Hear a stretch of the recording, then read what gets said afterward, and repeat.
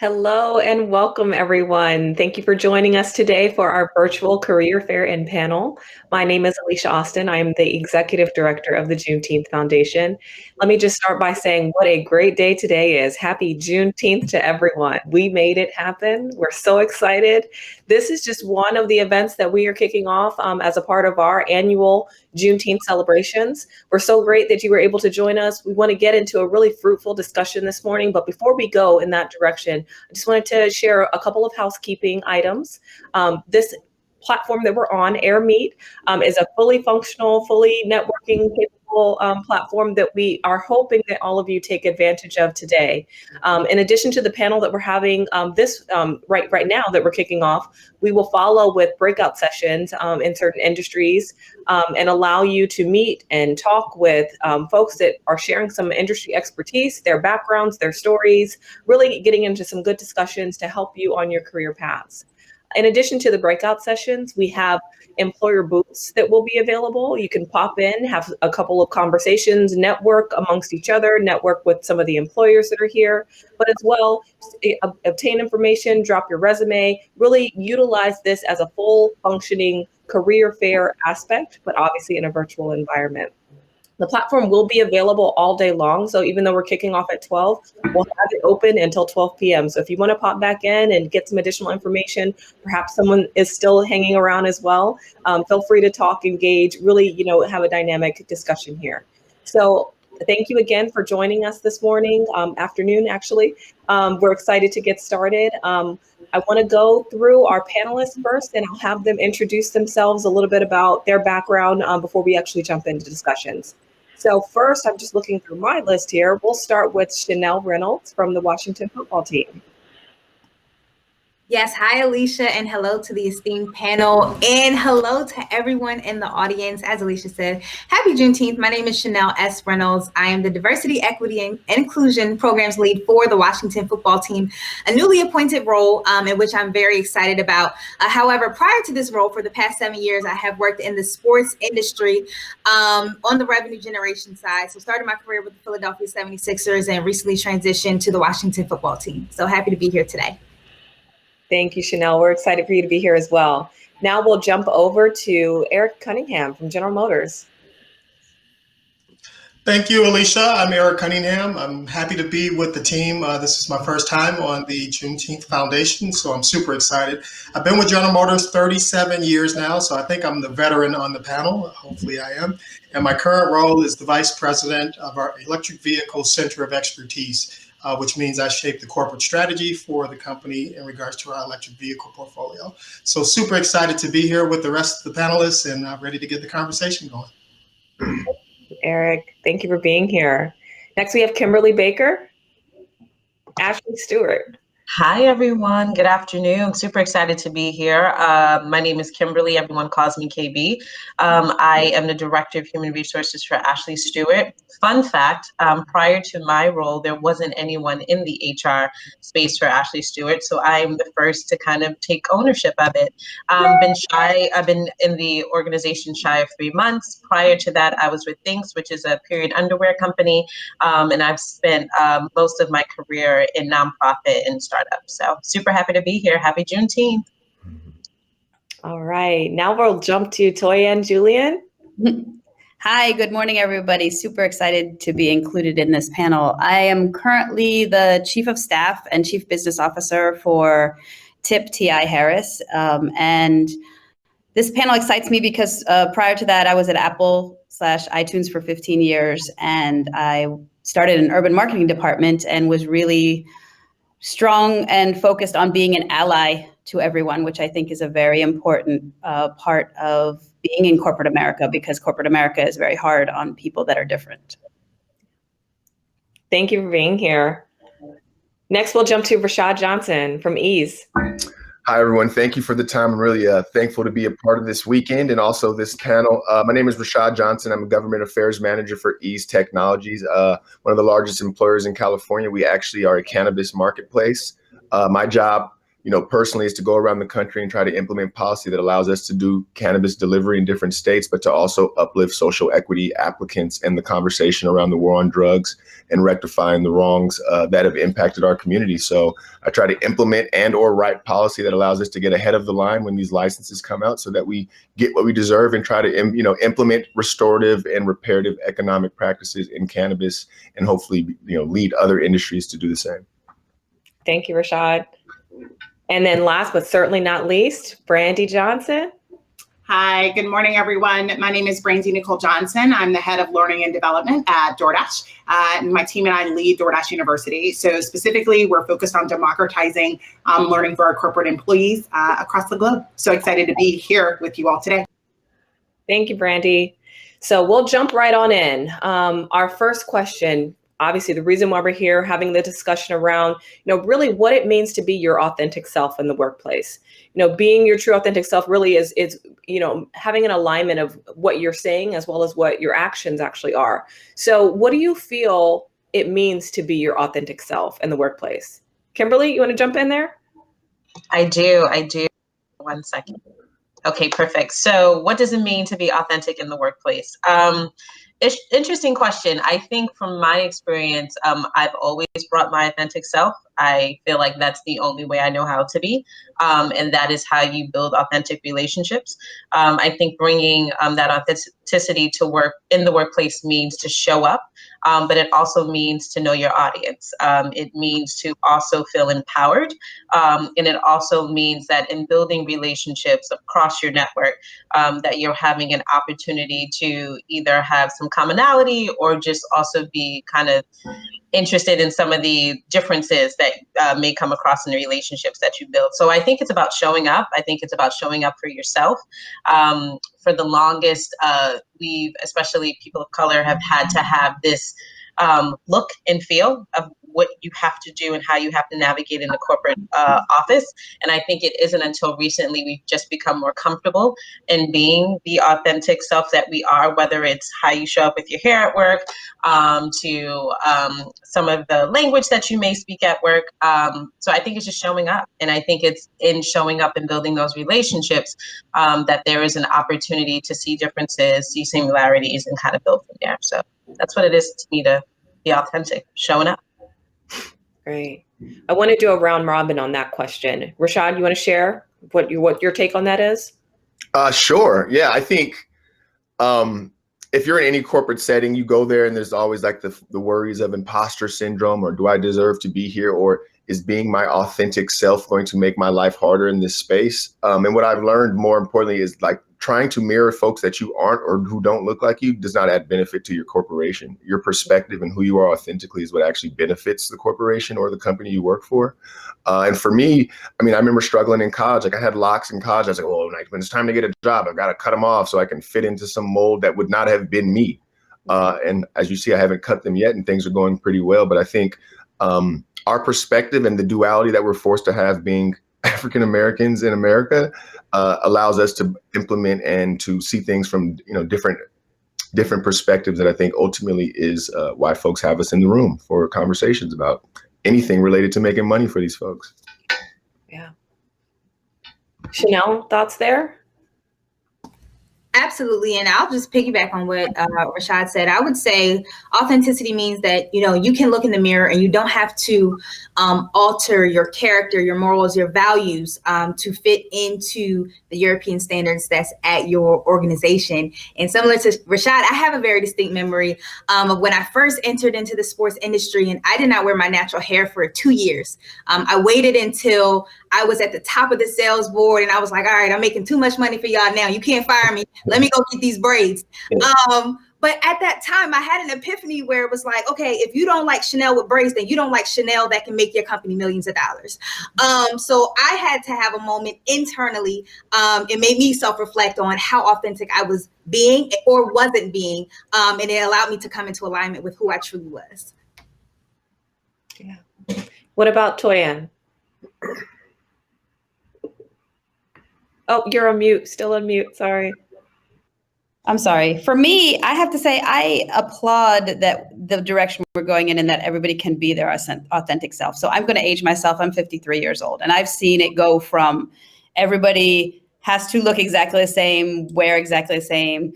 And I think putting people in a boxes stifles creativity, stifles originality, stifles conversations that need to be had. And I love where we're going with everything. And I think it's super important for someone like me to be there, support people. But I love where we're going with that. And I think that's really important to me to have seen the growth and the changes over the years.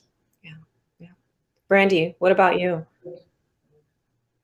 You know, for me, this question is exactly why I left the nonprofit sector. So I realized I was a nonprofit executive before I joined tech. But one of the things I realized upon leaving and before taking a sabbatical and joining my first tech company in 2018 was that most of us, if we're working in 2021, most of us spend the majority of our awake hours at work. I can't say that is an equation that works for everyone, but I know for me, I spend most of my awake hours at work or working or doing something for work. And so when I started to really reflect on that and started to think about, if I'm going to spend most of my awake hours here, I'm going to make sure I'm in rooms that welcome me, in rooms that give me an opportunity to show up fully as my authentic self, regardless of whether or not my hair is in box braids, or regardless of whether or not I have done something or haven't had an opportunity to do something. But what I came away realizing is that, one, life is short. I think we've all learned that, especially over the last year and a half. Two,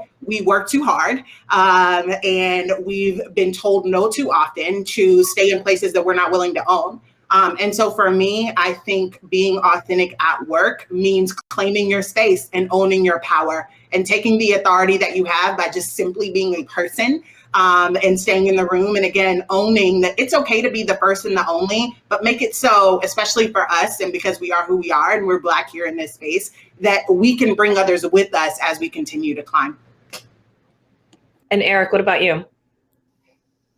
Yeah, I would say, Alicia, it's a balancing act for me. And I mentioned that I've been with General Motors 37 years, and it's the tale of two different companies. The company today is very different than the company that I joined right out of college. And I can remember when I first joined General Motors, you guys remember Boris Kojo.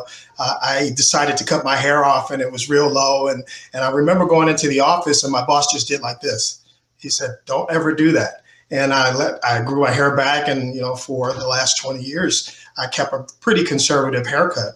And it wasn't really until the pandemic and George Floyd and this journey that General Motors has been on where we really started to open up, and I felt a lot more comfortable wearing my hair like it is today and bringing my true self to work. So working for a big company like General Motors, very conservative company, it is a balancing act for me, especially at this point in my career. Yeah.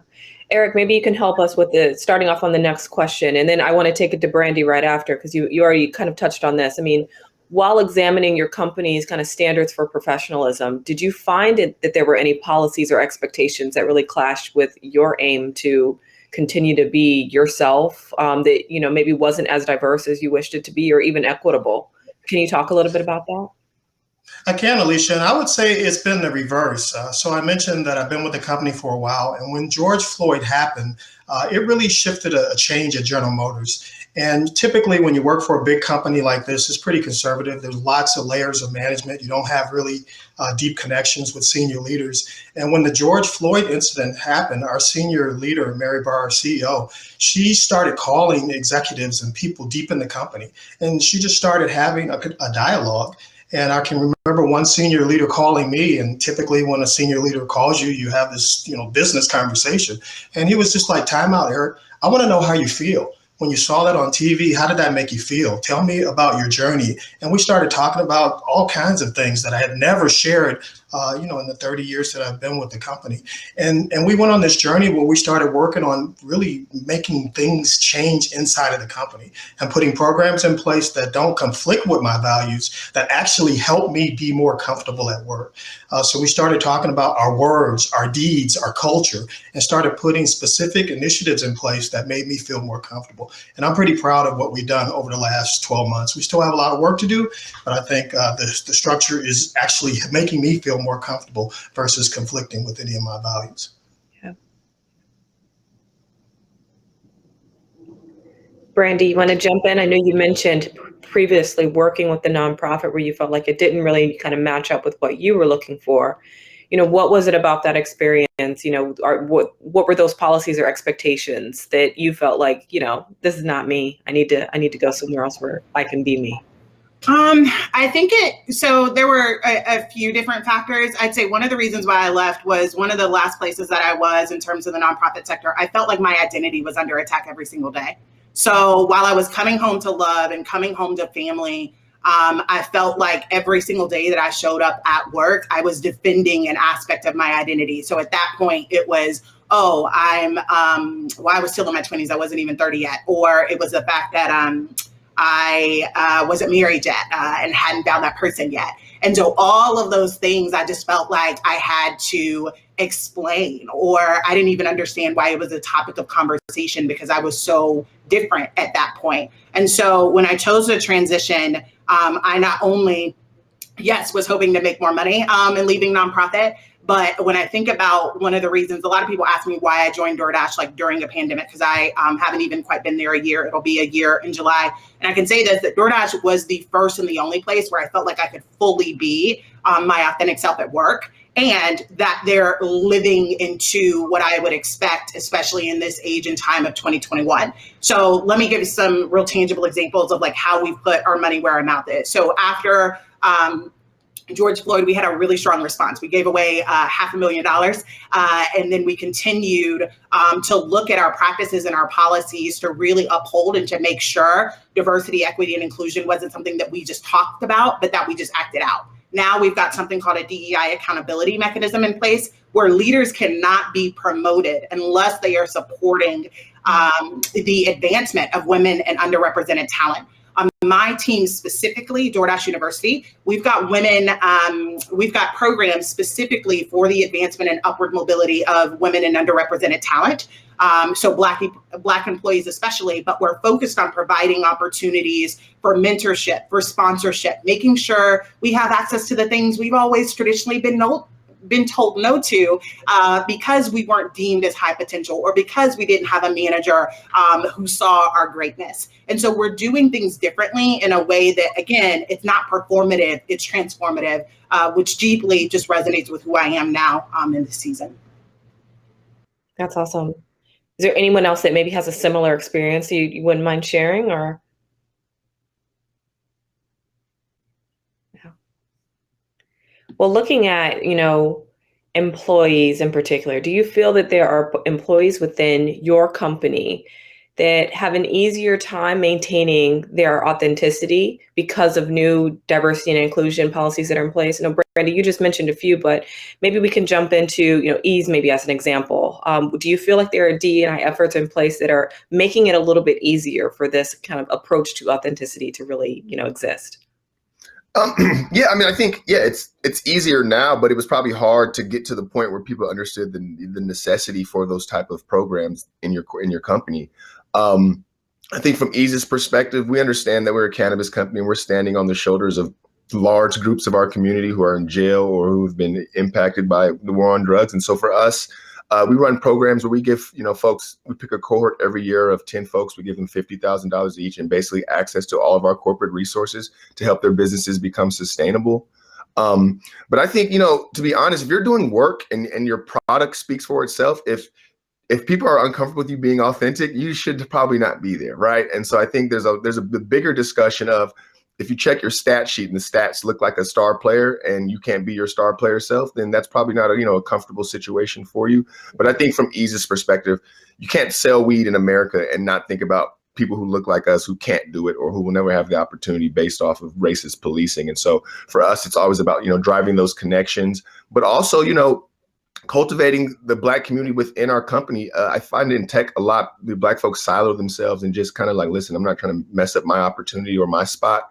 And they don't necessarily, work together and collaborate. And I think, because of George Floyd and just some of the larger social conversations, people have kind of been able to reconnect and reassess and then also mobilize against the company sometimes if things aren't going the right way. And I think a lot of times you don't realize the number of allies you have, but, they've beat us down and had us scared of our shadows a lot of times when it comes to working in these spaces. But I think it just takes, connection to affirm your belief in yourself, and then also the belief in your perspective, meaning just as much as anyone else.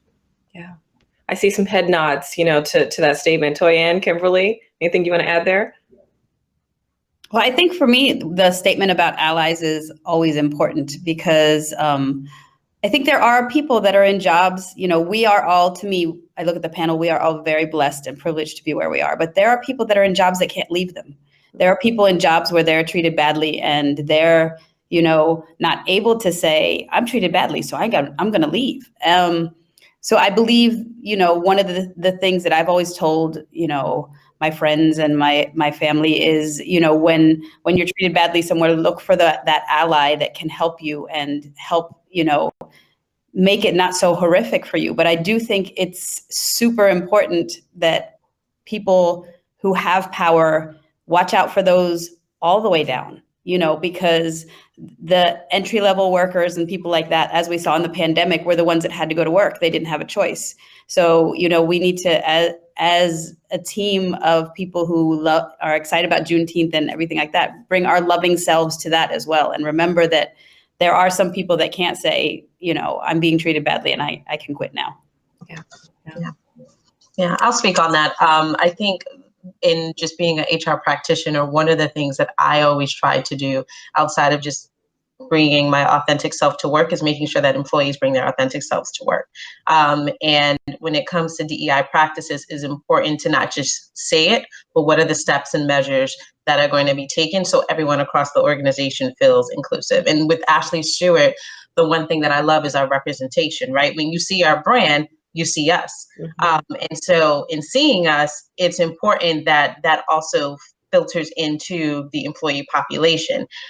So I think one of the things that we do a great job outside of just making sure that employees can bring their authentic self to work is that we constantly focus on community. We focus on our customer because we recognize that what you see is also a reflection of our customers.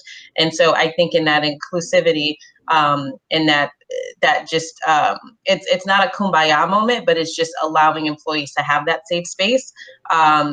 And I am that safe space. And so it's just making sure that employees feel welcome and know what I stand for, how I stand in the organization, and just making sure that the representation that is outward is just as equal inward. So, yeah.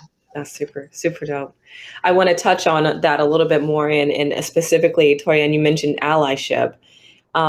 Chanel, maybe you can talk to us a little bit. How do you feel that allyship is required to help reduce, pressures of, even code switching within the workplace? Like, you have allies that you work with and you feel comfortable, saying and talking a certain way, but they may not, understand. They may attempt to code switch because they're trying to relate better. I mean, how do you feel that plays a role in this conversation? Yeah, I do believe that allyship is important, especially in the industry that I'm in that's dominated historically by white men. So, I've been privileged to have, people who don't look like me want to advocate for me, whether it be in my presence or even behind the closed doors. As it relates to code switching, I do believe there's a distinct difference between wanting to show up and be your best professional self versus code switching. And if you look at code switching, I believe it has something to do with, even at your first question, a lack of authenticity in the workplace. Again, I don't think code switching is, actually, Eric said it best, finding that balance. I don't think code switching is trying to speak in a professional manner. I won't say, yo, what's up to Jason Wright, my team president. I'll say that to someone I may be a little bit closer to or something like that. So I think there is a right balance there, but we need to look internally to figure out what that balance is for us. Yeah, Alicia, I would just add, I love what Rashad said when he made his last comment, because he talked about the ability to be really good at what you do and that the points on the board don't lie. And if you're an incredible employee, that gives you, instant credibility with people that don't look like us. And it opens the door for others that do look like us to really express themselves. And I think that was a critical point that he made. The first thing we all have to do as diverse employees is be really good at what we do, be really good at our craft. And when we do that, it just opens up all kinds of possibilities for us to be our authentic selves and open up the doors for others that look like us to do the same. What would you say it looks like? I mean, what's the guidance that you would provide or offer to colleagues of Black employees? You know, how can they become better allies? For us, we have some really structured programs in General Motors. So we have employee resource groups. So I'm part of the General Motors African Ancestry Program, which is all about African Americans coming together and networking. And we have other ERGs in the company that also exist. And those programs are designed to help diverse people have a voice in the company. They're recognized at the top of the company. Senior leaders that are not diverse are involved in those initiatives. And we've created a very structured way to, create that allyship. Not just doing it on your own, but actually doing it through some very structured programs. And I can remember, again, I hate to keep talking about how long I've been with the company, but when I first started, we had an organization called Just Us, which was just a group of African-American people, senior people that grabbed people like me that were new to the company that just created this village to help me understand how to dress, how to navigate corporate America and things of that nature. And it was a small informal group. And now fast forward today, we have this official program with thousands of employees involved, recognized by our CEO. The company has just come a long way and it just feels real good from my perspective. Yeah. I like how you mentioned that, Eric, in terms of just having that group and having the group was just a part of just helping to navigate and, how do you kind of navigate corporate America being an African American? I think in addition to just having that internal resource, I think it's also important to have that mentorship externally. So my mentor, who was my former manager, who's now the VP for Human Resources at the Brooklyn Public Library, she was very much my mentor. When I first started in HR, I took everything so personal, right? Because when it comes to ER matters, when it comes to just making sure that employees understand their growth and development, it's a personal side, right? And just knowing the adversities that happen, sometimes seeing the fact that we're hiring more non-people of color than we are Black people, it was overwhelming, especially when you're a part of the recruiting.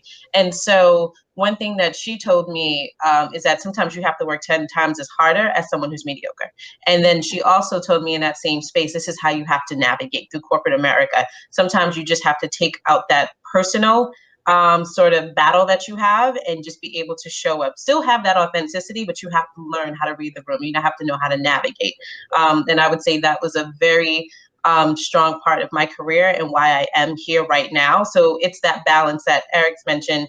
It's that balance that Rashad touched on a little bit, but it's also just recognizing that, you do need those mentors internally and externally to help you professionally kind of develop and design the career path that you want to set yourself on. So that's something that I would also share with my colleagues across my organization, is just making sure that you do have that, that internal structure, but also that external structure of mentorship, because that's incredibly important. So. Yeah, I'm now piggyback off that. I've had the luxury in my professional career to only work for very powerful Black men, right? And so being able to kind of watch them and navigate the space and, not code switch, but again, read the room and, KYP, know your personnel, know who you're talking to, right? Being able to see that, I think affirmed in me like even a stronger belief in being your whole self is better for the broader group. And more importantly, I think a lot of people don't understand like and respect are two different things.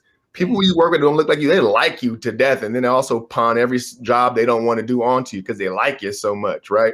To me, it's about being respected, right? And I think even in these workplaces, and Chanel, from working in football, it's about performance, right? And so I think a lot of times people lose out on the fact that being liked does not necessarily mean upward mobility. Being respected and being your whole self and driving folks to understand why they can't go at you the way they would go at other people, I think is extremely important, kind of setting the precedent for folks, because I hate for us to be kind of like the safe option in these corporations when we really want a lot more. And they're so content with us just being comfortable and, staying on a straight line as opposed to climbing. And I think that the last year has really shown folks that it's time to kind of grab what you want and really, advocate for what you deserve. and use the climate that's currently present to do so, because you don't know, things may get tighter again, and we don't know the shifts in this country. Anything could change. And so I think it's really important to kind of drive respect and less light for me, I think. Mm-hmm. That's great points. Great points. Someone in the chat said, "Preach, Rashad." You're going, and that's a good reminder too. As I mentioned in the chats, feel free, for those that are tuned in with us, if you have questions that you'd like to pose to the panel, just shoot them in the chat there, and I'll ask the questions there. Sort of going in a little bit of a different direction a bit. We've talked a little bit about diversity and inclusion, and arguably, it's been, some have said that D&I is like, why now? Like, why is it so important now? Are we late to the game? In your perspective, and anyone can jump in on this one, why do you feel like diversity and inclusion has become this hot button item? And what does it mean for your corporation, or maybe just corporations in general, kind of adopting the mindset of why diversity and inclusion is a priority that needs to be in the forefront? Even though there's obviously, the bottom lines that need to be met, where is diversity and inclusion kind of prioritized on the overall goals of an organization? So I can speak on this. I can kick the conversation off. So DEI has to be threaded in your entire organization from top to bottom, from how you think about strategy, from how you think about people, from how you think about business, to how you think about the vendors. It has to be threaded in the entire organization. I think what many organizations do is that they only think about one piece. They think about the people aspect. They don't think about the learning and development part. They don't think about, what about the contractors that you hire? They don't necessarily think through when it comes to the recruiting strategy. So DEI has to be threaded across every facet of your organization because it affects everyone. And if you marginalize it as such, where it's like, well, we just do different programs or initiatives, then you're really not thinking about the bigger picture. And so what I try to share with my department lead, share with senior leaders, is that if you really want to make impact and you really want to influence and move the needle on how the company is seen outward, but also how your employees feel, you have to make it number one priority in your strategy first and foremost. Otherwise, it's just lip service, and that's not what organizations want to do, especially at this critical time, which, to be frank, George Floyd is not the only traumatic experience that we've seen. And so it just took a pandemic. It took the fact that everyone was home, and it took a live screen for everyone to see what was happening. But we've seen these injustices time and time again. And so organizations just need to do more than lip service, and they need to show up and really understand that DEI starts with your strategy, and that's like within the next 3 to 5 years. So. Yeah, I would add to Kimberly's comment, Alicia, don't forget the E. So you've got diversity and you've got inclusion, and everybody forgets about the equity piece, because the equity piece, to Rashad's point, is where the metal kind of, hits the pavement. To have diversity and have inclusion without equity is meaningless to African Americans. And you have to shift the power structure. You have to create opportunities for us to get advancement. You have to create opportunities where we can get promoted and have the same opportunities that non-diverse people have. So I would just say, don't forget the equity piece. The equity piece is absolutely critical. And I think that's why we're all so vocal now. And I agree with Rashad. This is a rare opportunity for diverse people to capture kind of the environment in corporate America. But don't forget the E. The E is just as important as the D and the I. Yeah. That's so true. I thought, people always say, equality, equality. I'm like, yeah, we can all equally breathe oxygen, right? The equity piece is, in my neighborhood, there's particulate matter coming into my lungs, right? That's the equity piece, right? And so for me, it's just kind of really pointing out, folks, that equality, what is that? It's like, that graph where you see the people standing at the fence, and there's like the equity graph, right? Well, there's two different things. And so I'm at the point, and I hope, and I think most of you guys are, is like, I'm not bashful about asking what I know is the right thing. Because it's not like we're asking for things that are pie in the sky ideas, or things that are so foreign to being moral and correct. I think what we're really asking for is to be acknowledged and to be represented and to be supported, but also praised. Like, I think people don't understand the navigation it takes, or the daily pep talk you need to go into these rooms and these spaces and convince yourself you belong to be there and what you're saying is right. And I think more than ever, it's about time. It's about, coalescing, getting your folks together, your cohort of folks or your support system, and really pushing the hard line or breaking the line and making sure that there's a new standard. But I think it's not time to be bashful anymore, or we'll just continue to watch people pass us in the fast lane while we stay in that 65 miles per hour. So definitely, trying to push a hard line as best I can without making people uncomfortable. But I also don't care about that either.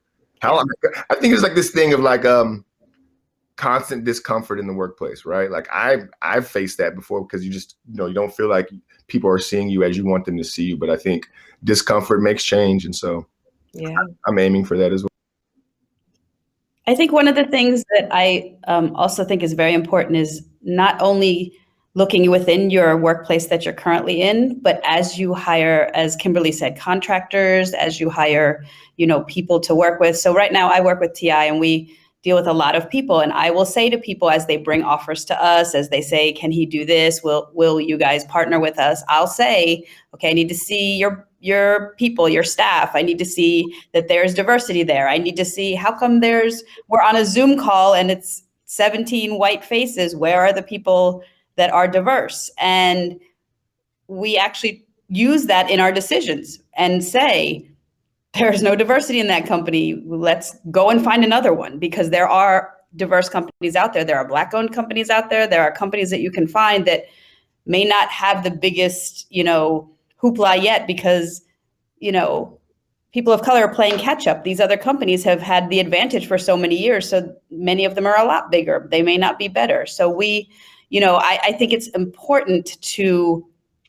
make sure, as whoever is empowered, to say, I'm going to hire a contractor, I'm going to talk about this, and even at your companies, be like, I heard you guys are hiring this company to do that. Do they have a diversity plan? Do they have whatever? It's really important to make it a diverse, ecosystem, and not only your company, but every other company that your company.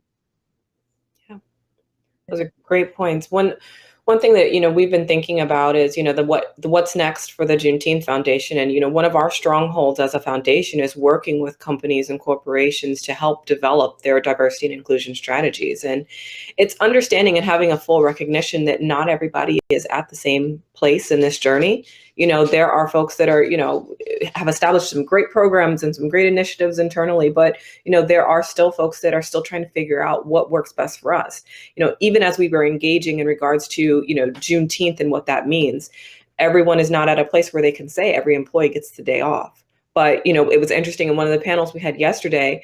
A different approach that a company has taken is it's a day on. It's a day that now their employees are taking to be fully engaged and embracing the community and figuring out what's the impact that we can make as individuals and as a corporation to change the narrative, to change behavior, to really make an impact. So I want to pose the question of looking at this still from the lens of being your authentic self. How can what would be the suggestions, I guess, that you would say to someone that needs to step up to challenge that narrative? How do you do that in a corporate workspace without offending, but making a suggestion that is needed as far as moving things forward? Yeah, maybe I'll get this conversation started, Alicia. Our CEO came out and said she wanted General Motors to be the most inclusive company on the planet. And that was a pretty bold statement. And she said that statement right during the heart of the pandemic and George Floyd. And when she said that, all the senior leaders all rallied behind that because it was such a bold comment. And I think there are really three things we can do as employees. One, back to Rashard's point, is be amazing and super talented and go above and beyond in regard to your core job responsibilities. That gives you instant credibility. Second, like Rashad is doing on the call today, be the storyteller where you're starting to share who you are and what you love and your passions and your innovations, and become this incredible storyteller where you become vulnerable and allow people that aren't diverse to get to know you and see you and learn more about you. And then the last piece is you have to be patient, because these big companies weren't built like this and they won't change on a dime, and they're going to make mistakes. And just because something goes wrong in a company and the DE&I initiative is not exactly what you wanted, don't throw up your hands and say it's just the same old, same old. Be boldly patient, continue to speak up. And I think those are kind of the three things I would ask any employee to do. Be great at what you do, be a great storyteller and allow people to get to know you, and then be boldly and patient on the journey that your company is on. I love how you said patient, Eric. I think sometimes we get a little bit impatient, and rightfully so, because there's a lot. But I think it's important to be patient in recognizing that nothing is going to ever happen overnight, but you can't let it fall on deaf ears. So you constantly have to throw reminders, you have to sprinkle, whatever you have to do to make sure that it never falls offline or out of the conversation is important. And you will see the results, right?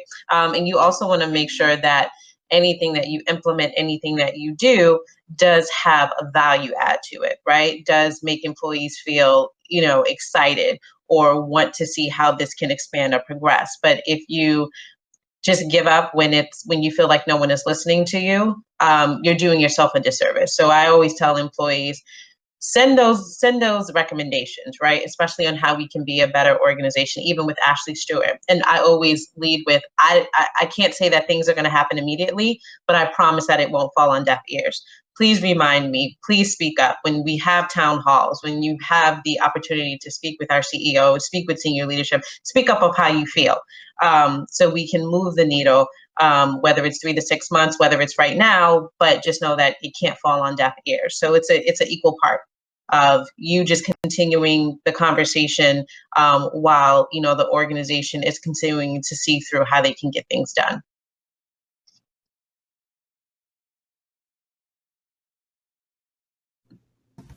Any other bold? Yeah, go ahead, Phil. Jump right in. I'll just jump in there. So I would love to play on just the patience and persistence piece, because I think that if any employee out there is passionate about the D&I space, just be vocal about it. And your employer may not get it the first time around, but if you continue to prove your case as to why something like this is necessary, there are statistics out there that proves the fact that companies that are more diverse and inclusive are more productive revenue-wise. You may need to present that to your CFO or your CEO or what have you. Make it make sense to the person that you're presenting to. I have no HR experience, never been in HR a day in my life until 2 weeks ago. My history in this industry has been in sales. However, when I joined the Washington football team, I saw that it was a lot of Black people. I wanted it to be more inclusive. So I, along with another person, we founded the first the first ERG ever at the Washington football team. And it happened to be the Black Engagement Network. Through my works there, they said, okay, Chanel, we're creating this diversity and inclusion role. We want you to take lead. You don't have to interview here. Just step into it.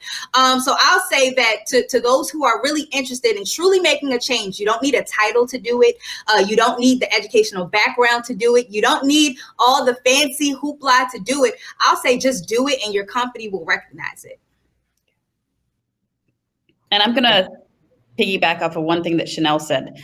When I was at Apple and I wanted them really to focus more on urban music and what was going on in the urban consumer market, I had to show them how much money they lost by not paying attention. And it literally was a graph with a big bag of money sitting on the table, and it said, this is how much money you're leaving on the table.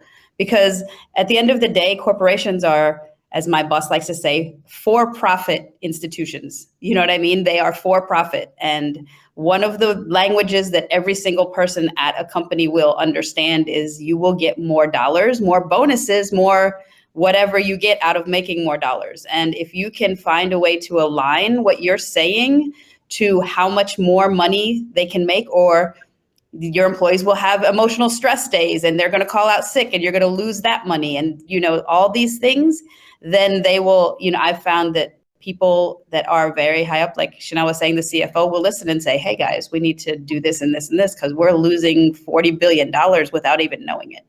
So I think one of the key things I would put out to anyone out there, whether you work at Walmart or work wherever, that when a company is losing money or losing the ability to make money, they'll start paying attention.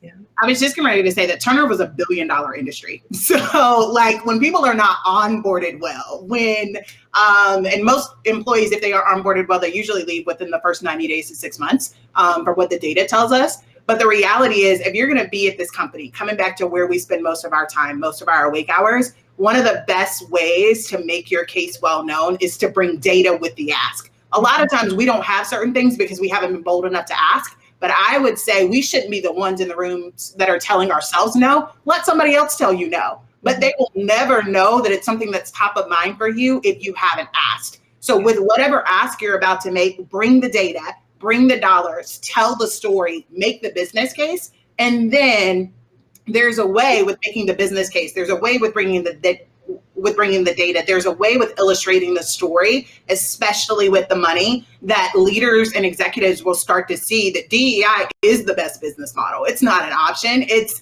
something that should be at the forefront of our minds, because if we treat it like an afterthought, our company, especially with what generations after us are doing and how they're showing up, will likely not be here in a decade. Yeah, that's so spot on. How do you feel that translates to, more junior employees or junior staff, on teams that, maybe don't feel like they have the access or the positioning point to kind of bring to their leadership to say like, hey, I have this idea, but not sure if it's going to fly. How would you empower them to feel confident in taking that step and having that conversation? Yeah, one of our values at DoorDash is to make room at the table. So if you don't have access to said table, connect with someone who does. Build a relationship with someone who does. So especially right now where most of us are still working remotely, well, I'm not going to say most of us, but I know a lot of corporations are leaning into their hybrid model or deciding what their future of work strategy is going to be. I think sending an email and connecting with those people saying, hey, I'd love to talk to you about this idea I have. Is there a way that I can partner with you? Is there a way that I can go or we can go into this room together and make this ask? I also think if you aren't connected to somebody that you want to be connected to, but you know somebody who is, again, going with people. There's strength in numbers, but it starts with the ask. Yeah. That's spot on. So I want to change up the pace a little bit because we are celebrating Juneteenth today. So I'd love to get from each of you, get just your perspective on Juneteenth, the holiday.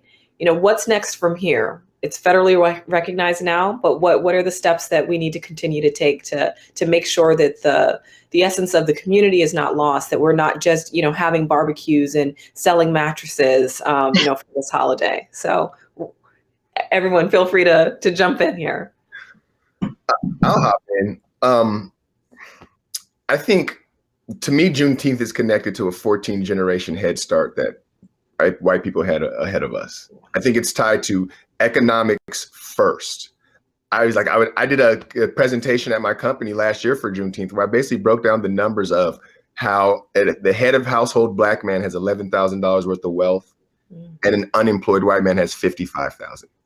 Unemployed versus employed, right? And so I think when it comes to those conversations, it's important to really put those numbers on folks' face because they can't run away from it at that point. And then that conversation, I think, trickles down into like pay equity, right? And then we start talking with our coworkers and we realize, well, what's his name is making this much and I got the same title and he don't look like me. And then you start mobilizing within your company, like, hold up, let's talk about these numbers, you guys.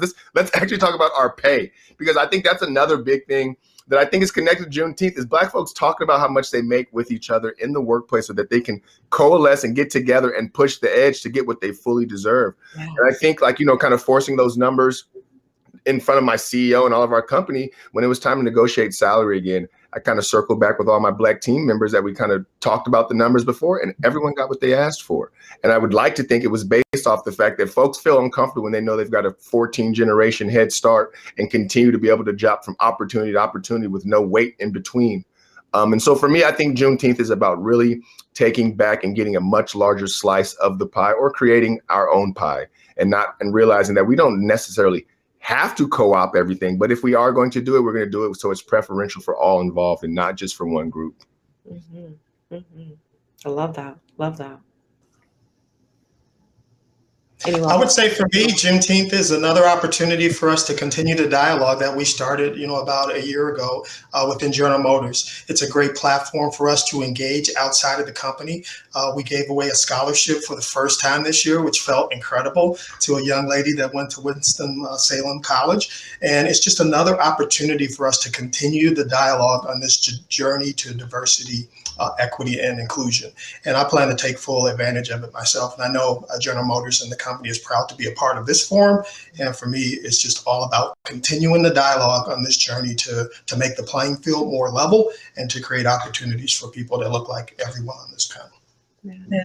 I couldn't agree with Eric more on that. It's creating opportunity and continuing the journey and the conversation, because it is a journey, right? And I think most importantly with the journey is to always emphasize the history. because it's not just a normal holiday that we celebrate. It's beyond that. And I do go with that understanding that until we can't be free until everyone is free. And so even though Juneteenth celebration is a start, there's so many other avenues that need to be addressed before we can fully feel the freedoms and celebration of what Juneteenth is about.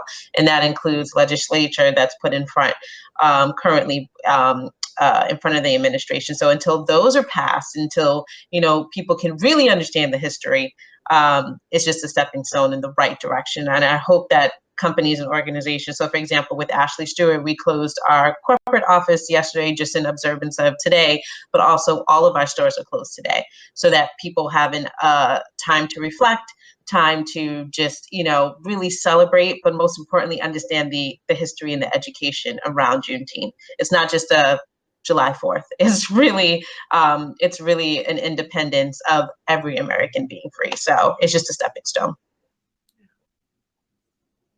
I have to agree with Kimberly. I think it's a long sidewalk. I didn't mention in the beginning, but I'm also president of Us or Else, which is TI's social justice charity. And we're fighting for all the legislation. And as much as we really celebrate this and are excited about it, I say it's the first piece of pavement in this long sidewalk, and we can't stop there.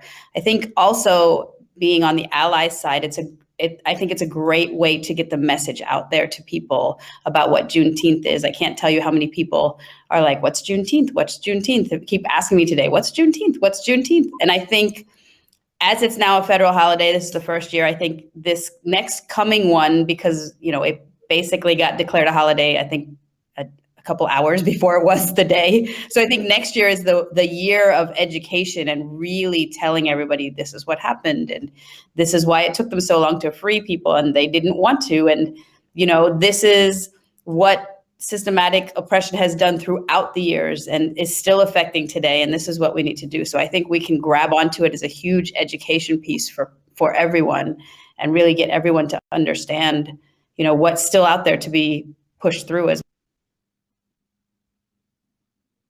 one of the things that we've, been faced with in the last few days, even, when the first bill was signed with Senate, kind of passing them unanimously, some of the feedback that we've received was, well, you can sign the bill for Juneteenth to become a holiday, but you can't, provide reparations, or you can't, teach critical race theory in school. So what would you say to folks that are looking at it from that perspective of, well, maybe this isn't something that we should be giving so much acknowledgement to because there's so many other things that we still need to kind of check the box on?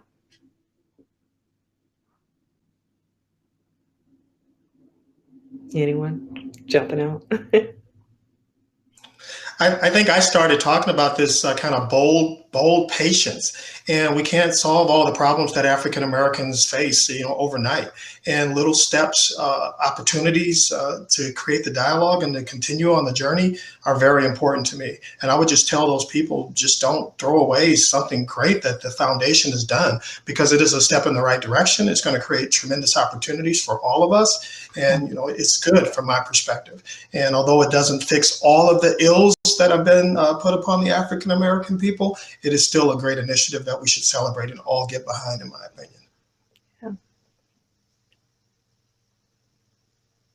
So we have about 6 minutes. I want to make sure that if there were any questions from the audience, anyone that wanted to jump in with something, I can ask to the panel, or even panelists, if there's a question that you want to throw out to your fellow friends on the panel.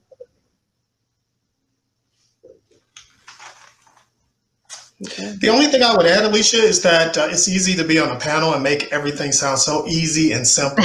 And I know that I represent a large population of employees in General Motors, and it's not easy. And I can remember I mentor a number of African Americans in the company. And just 2 days ago, I'm having this discussion with this super talented engineer, and we're talking about getting the job. And he's like, Mr. Cunningham, I don't want anybody to just give me a job. I want to earn a job. Mm-hmm. And I'm like, I won't say his name, but I'm like, you need to just get the job. And then once you get the job, you can show him why it was such a brilliant decision to give you the job. And all of these thought processes and things that African Americans think in the workplace, it's not easy. We're all navigating, such a complicated ecosystem and a complicated environment. So I don't want anyone that's listening to think that it's all easy and you can just go in and just fix all of these problems overnight. It is complicated. It is not easy. I love the fact that Kimberly and the rest of the panel said, make sure you have an ally, make sure that you have a mentor, make sure you have a sponsor. I think all of that stuff is just as important as everything that we've been discussing for the last hour. Yeah.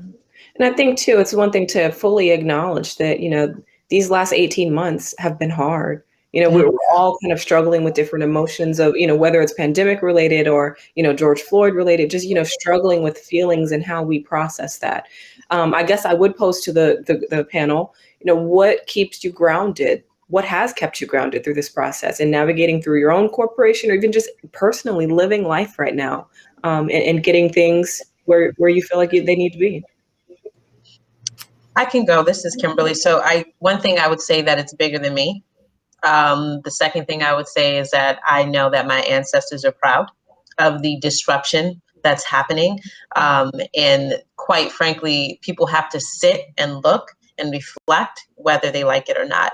And I think lastly is just knowing that there are a lot of people who are rooting for me. Even in chaotic times, there are a lot of people who are rooting for me, but also I am rooting for others. I'm incredibly proud of everything that we've accomplished as a community, but most importantly, I'm proud of my family. I'm proud of my friends for being able to sustain as much sanity as they can, given something that is unprecedented in our lifetime. So I think that has kept me grounded and just recognizing that life is way too short, as Brandy mentioned. And, also your personal space, your mental health. Mental health and wellness is something that has not been addressed until recently. And it's so critical to the very fabric of who people are. So that's what kept me grounded, being proud, my family having that support and me just showing up and supporting others the best way that I can. It's bigger than me. So, yeah, I agree, Kimberly. A great pastor, a great wife, great son, great family. All of those people working together to help navigate this is what keeps me grounded. For me, Alicia, it's been investing in wellness.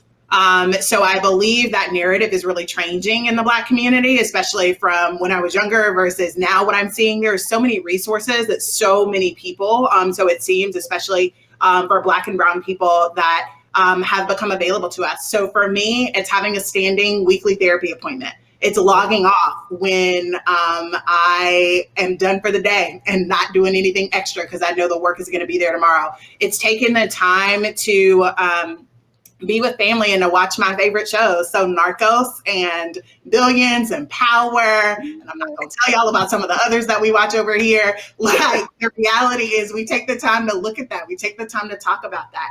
It's also been about eating good food. Like, I think as in general, like, the Black community needs better boundaries. I feel like we're always saying yes to the work of other people and us doing labor for other people. Say no and log off. Like, it can wait until the next day.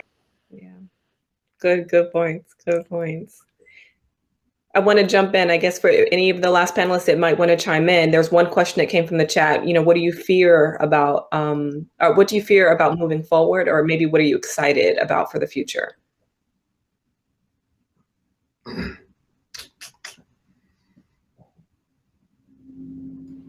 I'll say I'll do a quick fear and then I'll talk about moving forward. I'm really excited about the generations after us. Like, they are willing to have these hard conversations that maybe some of us wouldn't have had in previous times just because of societal norms. The fear right now for me is born and raised in the South, but the attack on voting rights that I'm seeing show up in different places, because voting is extremely powerful. If you're not voting, please register. Please vote. That's critical to being able to sustain change, because it's policy that makes this happen. It's policy that even made Juneteenth a federal holiday. And so it's critically important for us to be mindful of that and to make sure our voices are heard. I don't know if I fear, because I feel like nothing is it's not surprising, but what I do look forward to just kind of resonates with what Brandy spoke about, voting rights, and just getting out there, because that's where you make the impact. And some people may feel like, my vote doesn't count, but it does. It really does, especially on the local level. So New York City right now, we're doing ranking choice for mayor. We're doing ranking choice for the next DA. So it's important. So just going out there, registering, and knowing that your voice does make a difference and really does help to impact change. So. Sure. Well, I think we've met our time. This was a really great conversation, guys. I can't thank you guys enough. We got into some good topics here. I appreciate it. So just as a reminder for those that have tuned in, the platform is going to remain open. We're moving right now into our breakout session, so please don't go anywhere. We'll transition over right now. You can go into your schedule or into the schedule on the main page to navigate to the session that you would like to attend. So thank you all. Thank you to all the panelists that joined us today. The Juneteenth Foundation is so grateful that you're here. Thank you. Thank you, Alicia. Well done. Thank you, Alicia. Thank you.